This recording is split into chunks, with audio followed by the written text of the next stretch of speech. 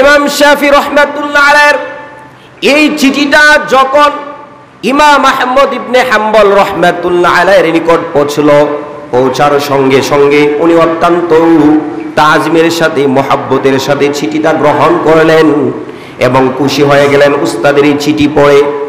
চিঠির অপর প্রান্তে অপর পৃষ্ঠায় লিখে দিলেন উত্তর, ওনার পক্ষ থেকে জবাব দিয়ে দিলেন, হে আমার প্রাণপ্রিয় উস্তাদ ও আমার রুহানি পিতা। উস্তাদ হচ্ছেন রুহানি পিতা। এই রুহানি পিতার উত্তরে ছাত্র লিখলেন আহমদ ইবনে হাম্বল রহমাতুল্লাহ আলাইহি, আমি অমুক মাসের অমুক তারিখে আপনার এই দাওয়াত গ্রহণ করলাম, আপনার বাড়িতে আমি আসব।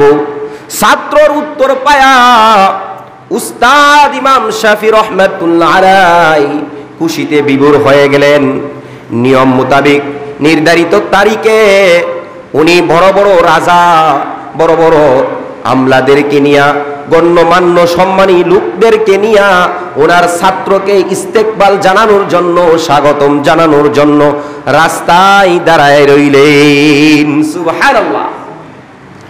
ইমাম আহমদ ইবনে হাম্বল রহমাতুল্লাহ আলাইহি উনি ওনার শাফি রহমাতুল্লাহ আলাইহির উস্তাদের বাড়িতে যখন আসলেন, আগে থেকে ওনার পরিবারের সদস্যদেরকে, ওনার সন্তানদেরকে বলে আসলেন, বিশেষ করে ওনার মেয়েদেরকে বললেন, আমার সবচেয়ে স্নেহর আদরের ছাত্র, বড় আমলওয়ালা মেধাবী ছাত্র, আল্লাহওয়ালা, সুন্নতের পাবন্দি আমার এই ছাত্র আজকে আমার বাড়িতে আসতেছে, স্পেশাল মেহমানদারি করতে হবে।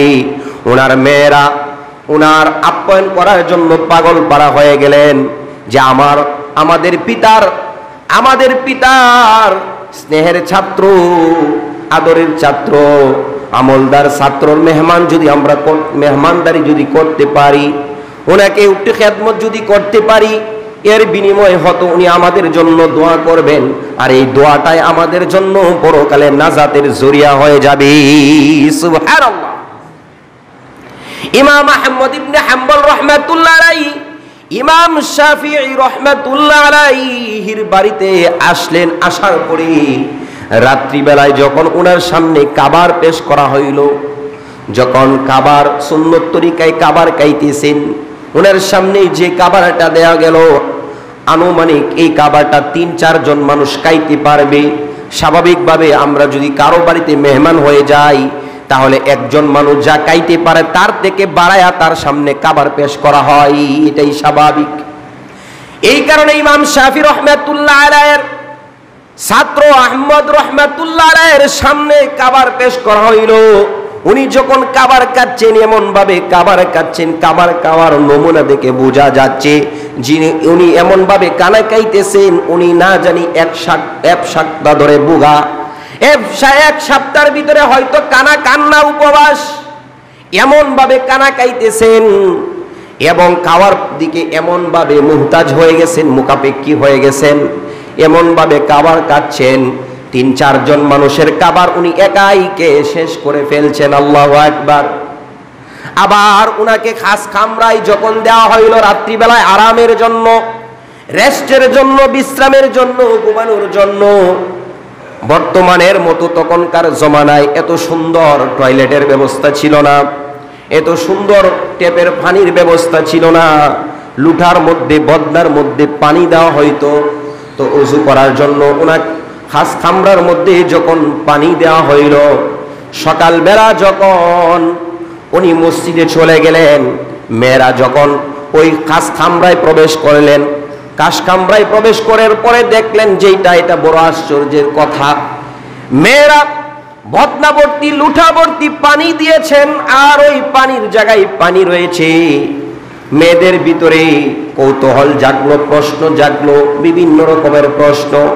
আমার পিতা বলেছেন, আমার পিতার স্নেহের ছাত্র, আদরের ছাত্র, আমলওয়ালা, আল্লাহওয়ালা ছাত্র, আর এই ছাত্র খাবার দ্বারা বোঝা যাচ্ছে আল্লাহওয়ালা যারা হন তারা তো এমন ভাবে ৩-৪ জনের কানা কাইতে পারেন না।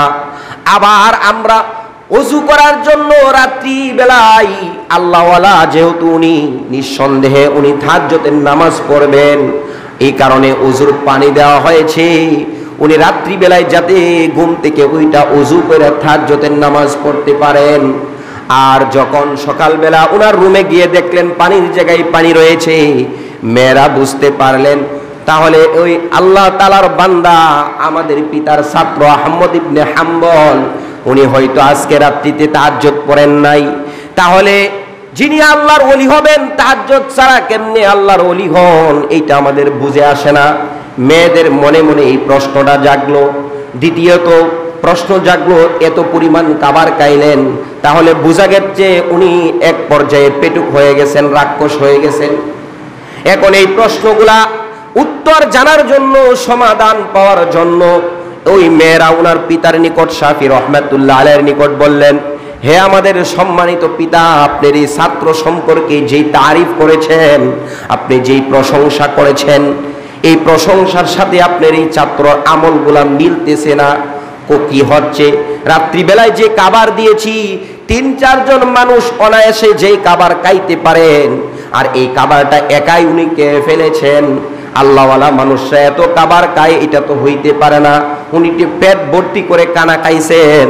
দ্বিতীয় প্রশ্ন হইল, আমরা ওনার খাস কামরাই আমরা লুঠা ভর্তি করে পানি দিয়েছি, আর ওই পানির জায়গায় পড়ে রয়েছে। রাত্রিবেলায় উনি ঘুম থেকে উঠেন নাই, মনে হয় উনি তাহাজ্জুদের নামাজ পড়েন নাই।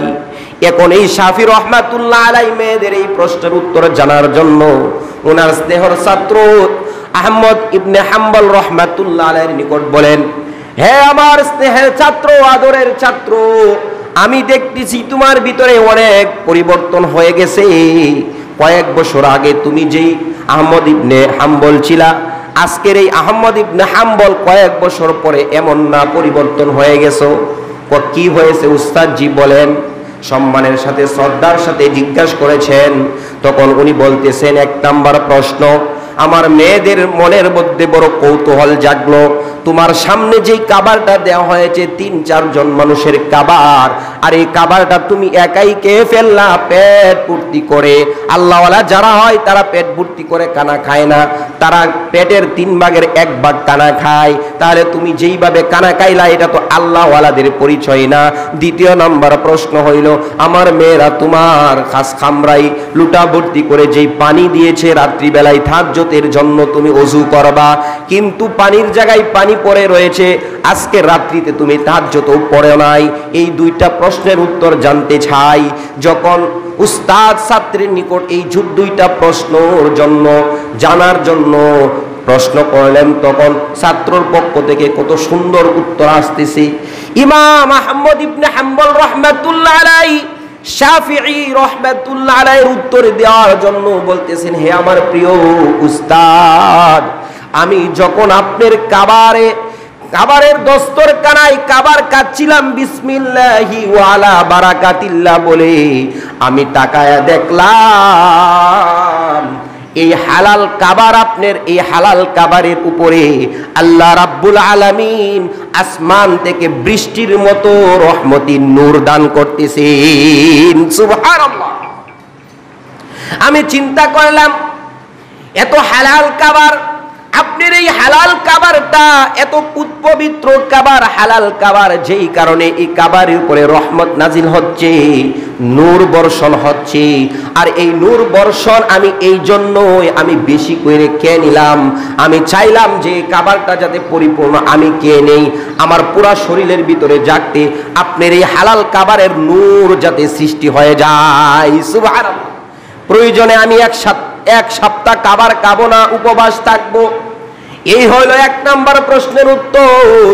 দ্বিতীয় নাম্বার প্রশ্নের উত্তর হইল, আমার প্রিয় উস্তাদজি, দ্বিতীয় নাম্বার প্রশ্ন হইল, আমি যখন এই হালাল খাবার খায়া যখন আমি রেস্টের রুমে খাস কামরায় আমি যখন বিশ্রাম করার জন্য আমি হেলান দিলাম, তখন আমার ভিতরে এই নূরে এত মজা লাগতেছে, এত আনন্দ লাগতেছে, ইবাদতের আগ্রহ আমার বেড়ে গেছে।